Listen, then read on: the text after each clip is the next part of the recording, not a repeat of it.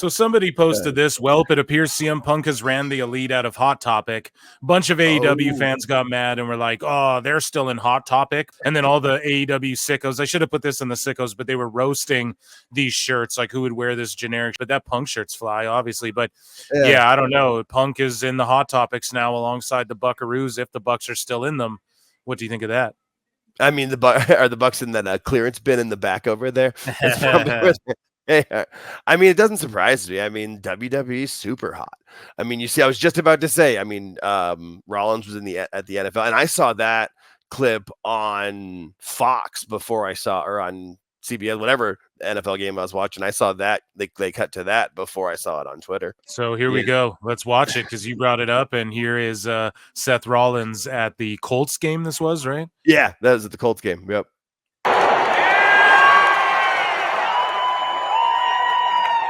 And people thought this was real, and it's like, come on, man. Yeah, look at the guy. McAfee. Yeah, and the guy's got the biggest smile on his face. Oh, I didn't even notice McAfee was there. It is McAfee. It's great. Dude. And he's just selling here, like he's doing. And the guys in the back, the guys in the back on their phone with smiles on their face. Yeah, it was just And Rollins is like, "What? I'm being ejected." Like that's his whole. You know, he oversells it. It's fun.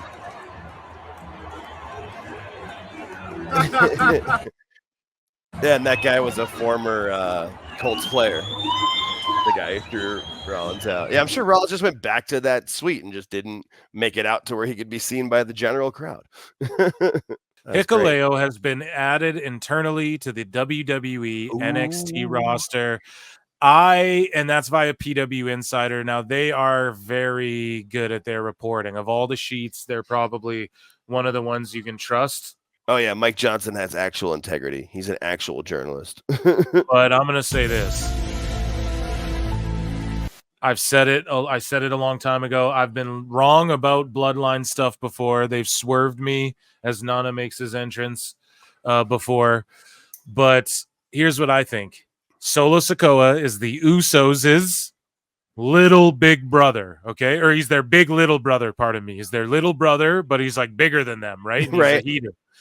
Okay, you have Hikuleo, who is the Tongans, is Tama Tonga and Tongaloa. He's their big little brother. So who is Hikuleo coming in for? What is he going to do in NXT? Have a run at the belt with Trick? Like, what is he going to do? Him and Ethan Page? No, dude, you bring him in, and Roman brings him in as like, oh, yeah, I got the Usos, but I got your guys' baby brother. Or the Usos bring him in. Let's say, like Jimmy comes back and goes, yo, I didn't come alone, Us, you know?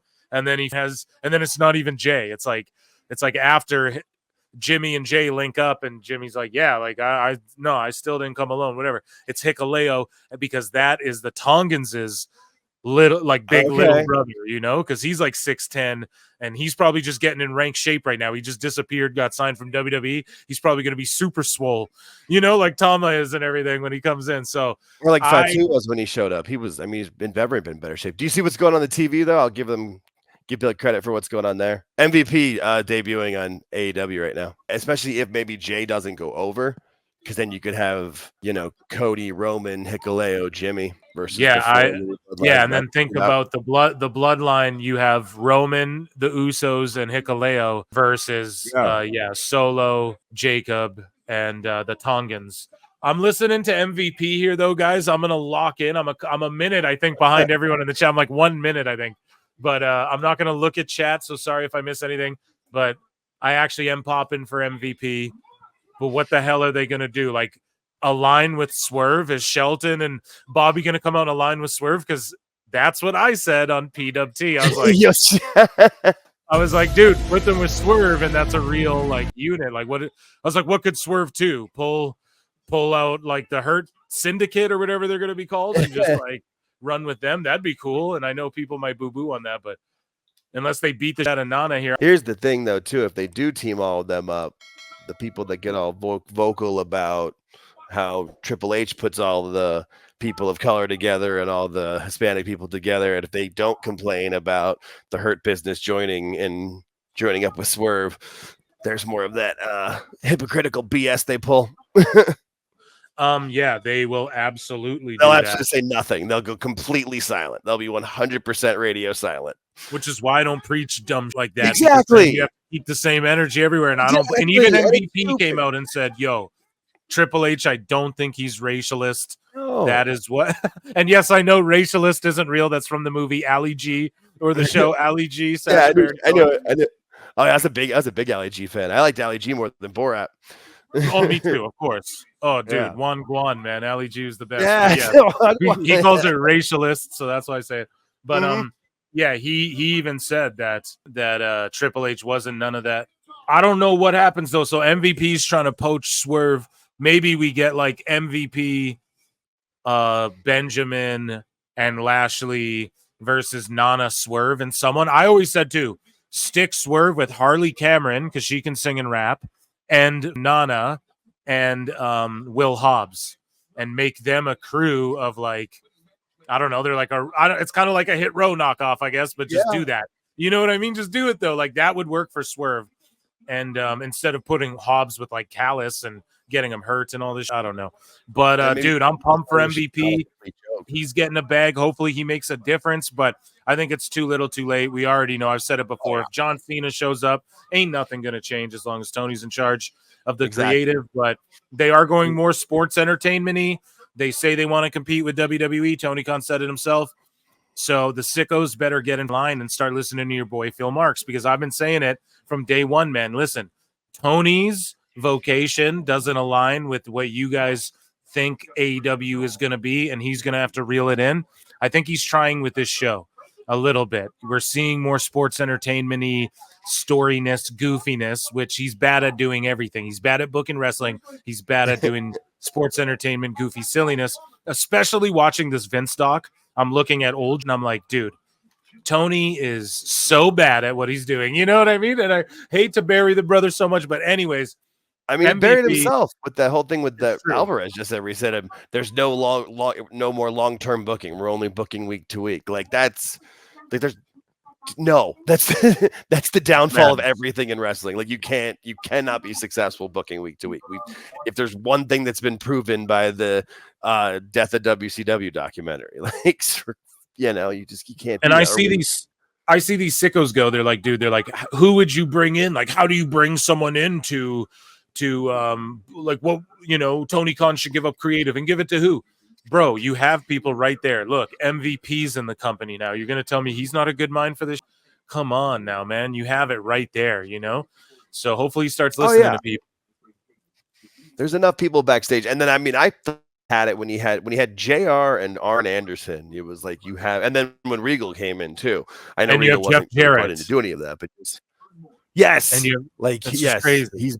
He's better as a booker. Yeah. No, there's so much there. And then you hear from people where these are people that are there and they talk about what they've done, or like with Mark Henry, what he's talked about now after leaving, where it's like they want to help and people either don't let them or don't want their help. It's, you got to get Tony's ear because nobody else makes the decisions.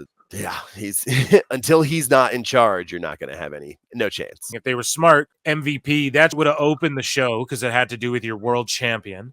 Right? Sorry, Swerve's not the world champion. Yeah, so they opened it with the world title match. No, that should have been the main event, was Danielson Nigel. My word, I can't believe that boring-ass match happened already. So what should have happened, though, you open the show with it, you have MVP come out, and then throughout the show, he interacts a couple times, or at the end of the show, something happens, or, something like that. But instead, they just couldn't wait to get him on TV to just swear and get blanked out on TV, and then...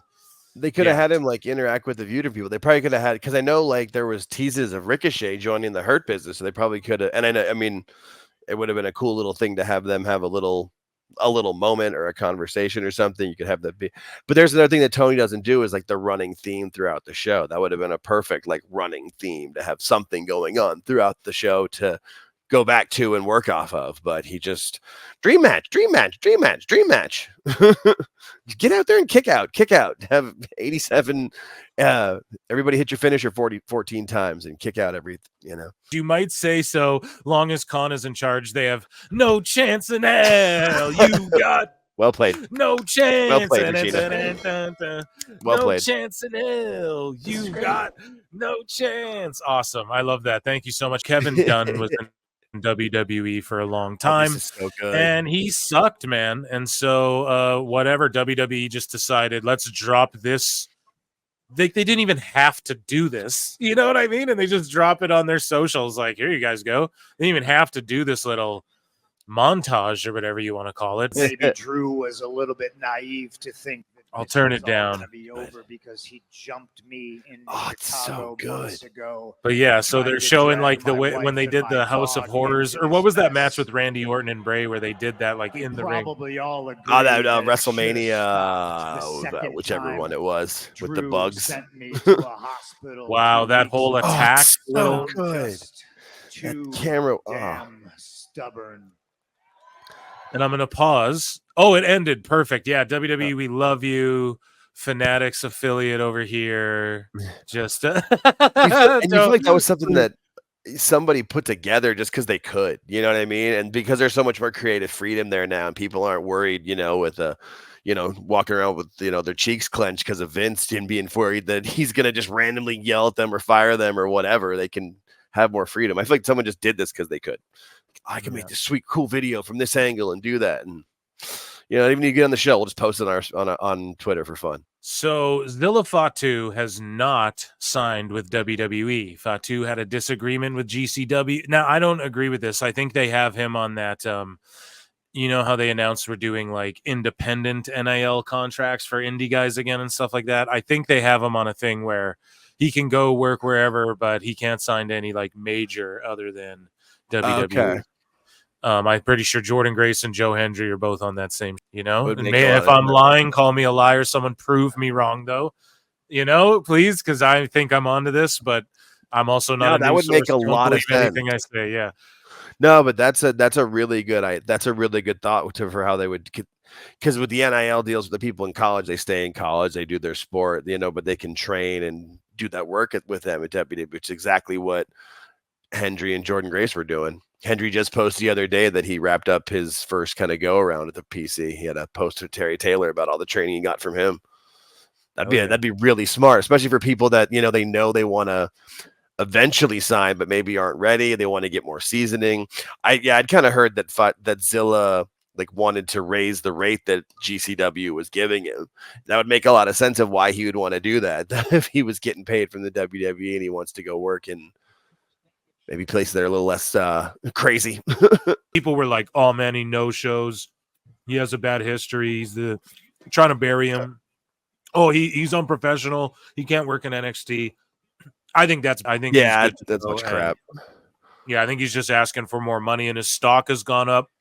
Just look at this picture and the shape he's in. Right? Too. What have I been telling you guys? These Samoans all see that there's a window for these Tongans, and you got to get juicy. And this bloodline might really pop off. We might get the bloodline show where it's just bloodline. Also, no, that's a Vince McMahon idea. It's like 205 Live. No, but with Netflix, though, I could see doing maybe like a bloodline special. You know what I mean? Like maybe an episode is now. See, there you got some things you could try to maybe pull. Yeah, remember when they did Beast in the East with like Brock Lesnar returning to Japan and that? So they do like a bloodline, whatever, and then you got like Naya's on the card. You got like that'd be okay. Hikuleo's in NXT. He's on the card. I just don't. What the fuck would Hikuleo do in NXT? I really don't. Yeah, I feel like you're right. That's like a swerve. Like he's training there, and so they put him on the roster for fun, and maybe he'll have like a dark match or something, or do some things and do work like with people there and have matches, but with no crowd or something to get training and get ready. But yeah, but they want people to maybe think he's going to do what Solo did initially and spend a year in NXT before going. But no, he'll debut like the Tongans. I hope so. I hope so. Fatu and GCW have been in contact, but no word on if the two will work together again. Who knows? He's booked for other shows, though. Oh, yeah, here's the video of the Lolo they pulled up, and we talked about it before. That's awesome.